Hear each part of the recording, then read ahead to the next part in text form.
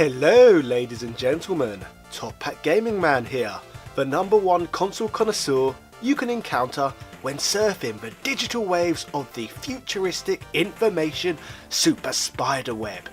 Being the radical cyber dude that I am, Big Daddy Top Hat has given you a nourishing cornucopia of console content for you to consume. Recently, we have been looking a lot at one of the most pivotal years in gaming history, 1983. Whilst in North America, this particular year for gaming is remembered mostly for the Atari crash. In Japan, on the other hand, this year is remembered fondly for the beginning of the nation's video game boom, rather than a recession. 1983 marked the release of the Nintendo Famicom, the Nintendo Entertainment System's original form, and the Sega SG-1000, Sega's first home console and a precursor to the Master System. Away from this though, there was also a number of other platforms released that year in the region, such as the Atari 2800, which we covered last week, and the Epoch Super Cassette Vision, which we shall look at in the future. Today though, we have our eyes firmly set on another console from that fateful year. This, ladies and gentlemen, is the story of the Casio PV-1000. Yeah! In the early 1980s, Japan was a very different place. Whilst the country is culturally known today as one of the most important countries in the world when it comes to the world of game consoles, back then Japan were not quite yet to reach the status as giants in that global industry. The early foundations for this had still begun to be laid though, prior to the arrival of the hugely successful Nintendo and Sega systems. We can trace the roots of this back to 1966, when Sega introduced a simple electromechanical game called Periscope, which used light and plastic waves to simulate sinking ships from a submarine. The 1970s though would see Japanese gaming achievements which are still celebrated to this very day. And that is of course with the release of several highly lucrative arcade games, which received massive levels of popularity across the globe. These games include the likes of Space Invaders, Galaxian and Pac-Man, all titles which remain firm cornerstones of gaming history. Throughout this period, Japan would not receive a home console that would reach the same level of success as the Atari VCS over in the United States. The very first entry to the Japanese market was the Epoch TV Tennis Electro Tennis, which is a bit of a mouthful of a name, which was a licensed version of ping pong previously featured on the Magnavox Odyssey overseas.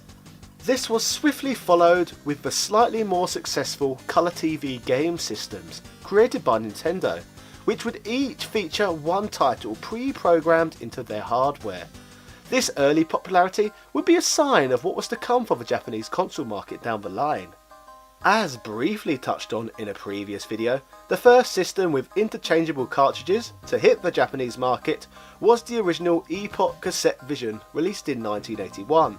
This cheap basic system offered enough to consumers to end up taking a 70% console market share.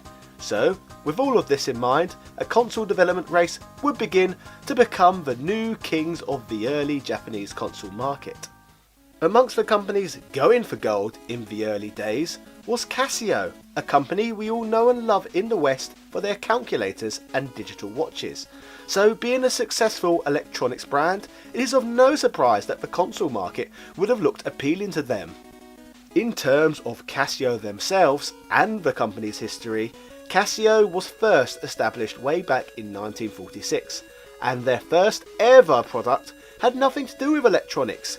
In fact, it was a quirky creation known as the Uiva pipe, a bizarre finger ring that held the user's cigarette.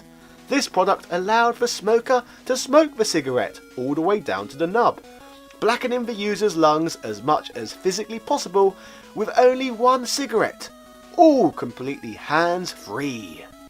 This strange, very Japanese product was a massive success, due to the fact that cigarettes were very valuable to citizens at the time, as their country had become completely pulverised and impoverished over World War II.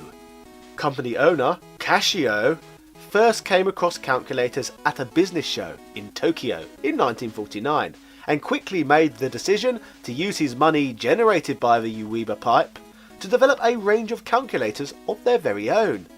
As we all know, this entrepreneurial spirit paid off, as Casio are still one of the largest calculator brands to this day. What was it though exactly that made Casio's calculators different from those that already existed? Well, calculators of the 1940s worked using gears and were operated using hand cranks or motors. Casio though would set out to make calculators using solenoids and successfully created Japan's first desk-sized electromechanical calculator by 1954. The next pivotal step towards the creation of the PV1000 would take place in 1957, when the company became known as Casio Computer Company Limited.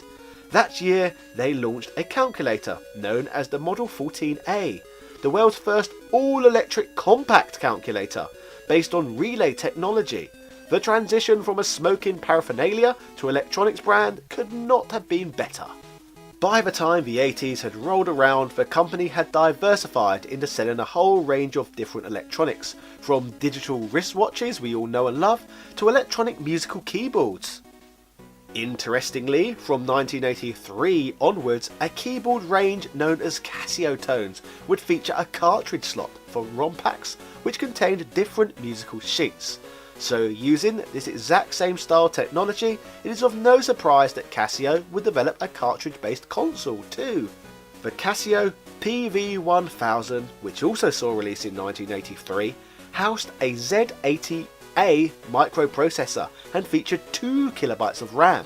In comparison to the likes of the Famicom that hit the market in Japan that exact same year, the technology is very basic. Graphically, the system is more comparable to the likes of the ColecoVision, and personally, I wouldn't even say it's that good, and sadly would not offer consumers much in the way of unique selling points.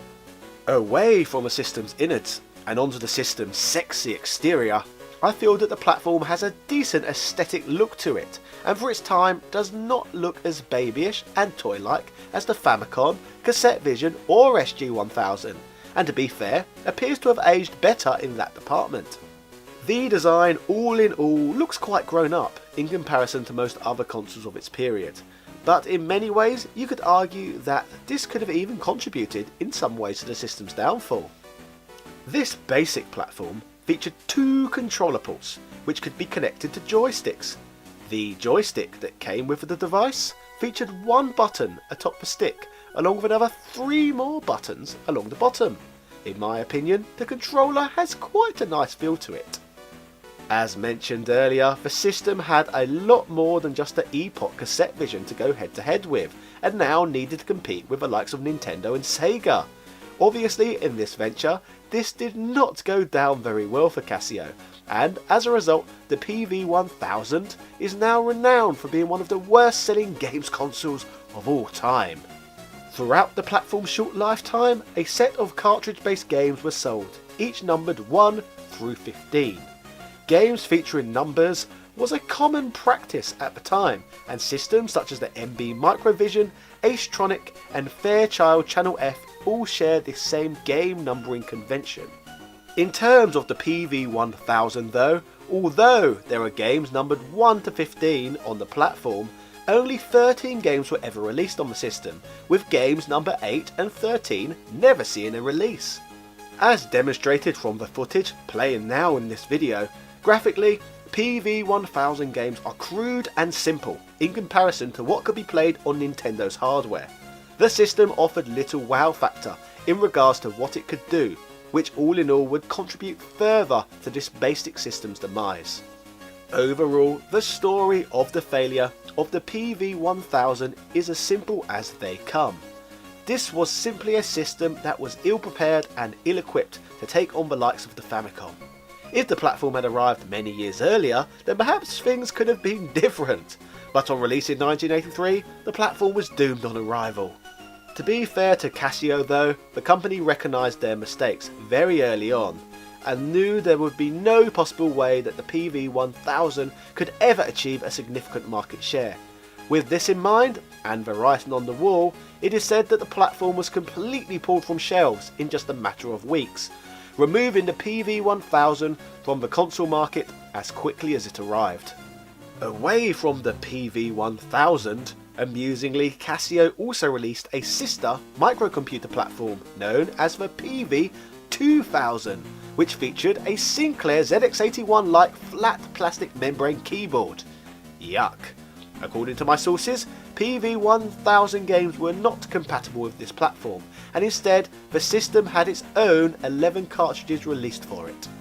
Moving through history, this would not be the end of Casio's venture in the console and computing arena, as the company would go on to release the PV7 and PV16 MSX computers, and the Casio Loopy game console, none of which panned out quite how the company would have wanted either. But these are all system stories for another time, as today has been all about remembering the PV1000. So, ladies and gentlemen, that was the story of the Casio PV1000, the Japanese company's first failed foray into the home console market. If you enjoyed this video, I produce videos like this on obscure consoles every single week, so be sure to like, comment, subscribe and hit the notification bell to support this channel and never miss a video. Finally, my cult is funded by the fantastic support I receive from its amazing cult members, who continuously go above and beyond to preserve this cult's life. So shoutouts to Carl Johnson, Shizuku Kobayashi, JD Robbins, Greg Hooper, Seabass the Great, Sid Spaces, Kevin Verhaley, Andrew Bazansky, Edward O'Reilly, Tom Elliott, Marcus Hines, Quang DX, Spudge B, Michael Baker, and all of my other cult members. Thank you all for changing our lives.